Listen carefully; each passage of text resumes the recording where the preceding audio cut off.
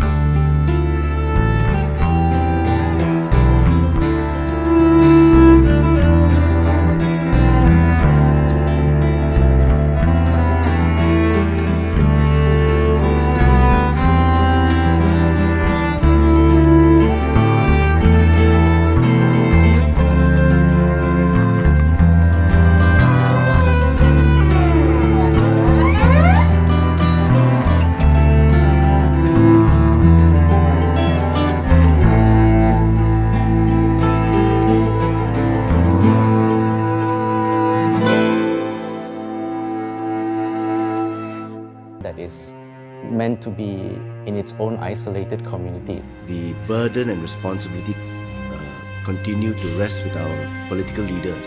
Rasisme tidak selalu berwujud kekerasan atau pertumpahan darah. Kini ia muncul dalam bentuk perilaku dan ungkapan tidak sensitif di ruang publik, agresi mikro di ruang media, juga hilangnya kesetaraan peluang dampak kebijakan pemerintah. Rasisme yang dianggap biasa dan terjadi sehari-hari, telah meresap dalam tatanan masyarakat secara halus dan diam-diam. They believe race-based politics is still relevant. The system is wrong today because some people are taking it for granted. We can't really change the system.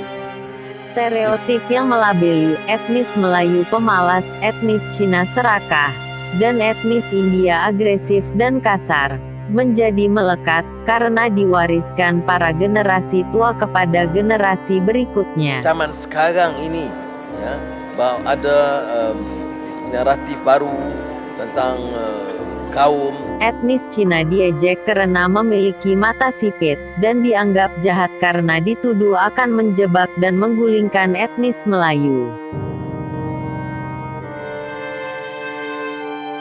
Etnis India diolok-olok karena warna kulit dan bindi yang dikenakannya. Kaum Iban dinilai tidak berpendidikan dan terbelakang.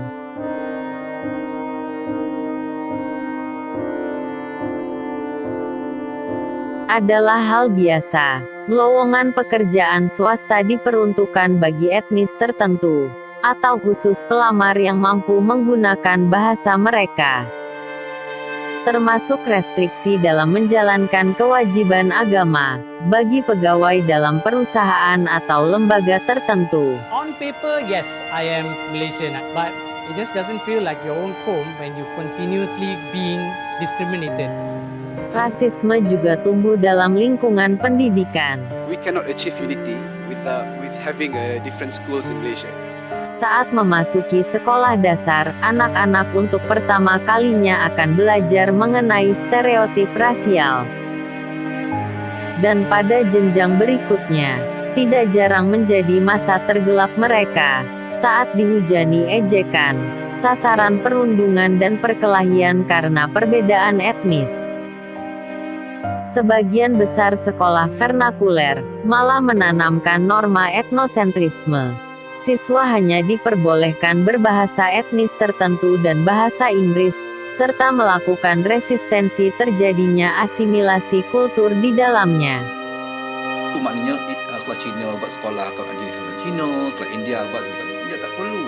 Ini sebenarnya automatically akan lagi bahaya kepada sekolah Di vernacular. jenjang pendidikan tinggi, rasisme menghalangi siswa berprestasi, memasuki perguruan tinggi elit. Tidak berlakunya meritokrasi, menyebabkan banyak siswa melanjutkan pendidikannya ke luar negeri. I can say that this university is 100% for Bumiputras, and which most of them consists of the Malays, and these universities are not for the non-Malays. Rasisme pada akhirnya menyisakan trauma generasi. Ia bertahan, karena masyarakat kemudian menjadi percaya, dan meyakini bahwa hal itu nyata. Sejak masa kolonial, politik Malaysia dicirikan oleh etnonasionalisme dan supremasi Melayu. Sebelum merdeka, bahwa mereka beserta nilai-nilai simboliknya, dikonstitusionalisasikan dalam konstitusi negara. Dampaknya, timbul resistensi yang menumbuhkan etnonasionalisme, dengan mengembangkan ideologi, budaya, sistem pendidikan, dan organisasi politik sendiri-sendiri. Pemisahan diri negara bagian Singapura dari federasi, merupakan reaksi dan perlawanan langsung atas kebijakan rasialis, yang menafikan eksistensi serta menanggalkan hak kesetaraan dalam berbangsa tersebut. Eskalasi politik yang membesar dan makin memanas berujung kerusuhan rasial, pada tanggal 13 Mei tahun 1969. Sebuah tragedi yang nyaris menghancurkan negara Malaysia. Ketegangan rasial pasca kerusuhan, kemudian dijadikan kesempatan oleh pemerintahan berkuasa, untuk menancapkan legitimasi supremasi Melayu lebih mengakar. Sejak 1971, pemerintah menerapkan kebijakan ekonomi baru, NEP, yang bertujuan untuk mengatasi ketimpangan pendapatan dan kesenjangan ekonomi, khususnya untuk mengatasi kelemahan ekonomi masyarakat Melayu. Namun sejak penerapannya, kebijakan tersebut melebar meliputi pengaturan kuota berbasis etnis dalam bidang bisnis, pendidikan, serta berbagai privilese bagi etnis Melayu dalam akses perbankan dan proyek pembangunan. Dan pada gilirannya, kebijakan diskriminatif yang seharusnya berlaku sementara tersebut, memicu keresahan etnis Cina dan India, saat diberlakukan hingga 1990, dan tidak benar-benar dihapuskan hingga saat ini. Seiring berjalan waktu, ia memupuk benih etnonasionalisme dan menumpuk dendam yang makin mendalam. Ibarat api dalam sekam, tidak kelihatan baranya, namun dapat dirasakan hawa panasnya. Ia bisa meletup sehingga mengeluarkan percik api rasisme yang sangat berbahaya. Pemerintah tidak bisa terus berpura-pura dan beretorika, seolah semuanya baik-baik saja. Lebih setengah abad memanfaatkan rasisme sebagai alat ideologis untuk memobilisasi dan mempertahankan loyalitas komunitas Bumiputera, adalah sikap menerabas dan melawan hukum alam, yang menjamin kesetaraan dalam hidup dan pengingkaran atas hak-hak sipil warga negara minoritas, adalah menentang hak asasi manusia yang telah disepakati mayoritas warga dunia, wajib dilindungi negara. Kita bangga karena kita adalah tuan. And the Malaysian Constitution, they have a special for the Malay. Menggoreng konsep tamadun Melayu Nusantara atau isu bahasa Melayu dan bahasa Rojak, juga menjadi langkah kontraproduktif, yang makin menjauh dari akar permasalahan. Perubahan radikal atas tatanan berbangsa dan bernegara, berlandaskan prinsip kesetaraan, wajib dilakukan. Jika tidak, bukan sekedar resiko terulangnya peristiwa serupa kerusuhan rasial 1969, melainkan terjadinya perpecahan bangsa dan kehancuran negara. Terima kasih. Semoga bermanfaat. Salam.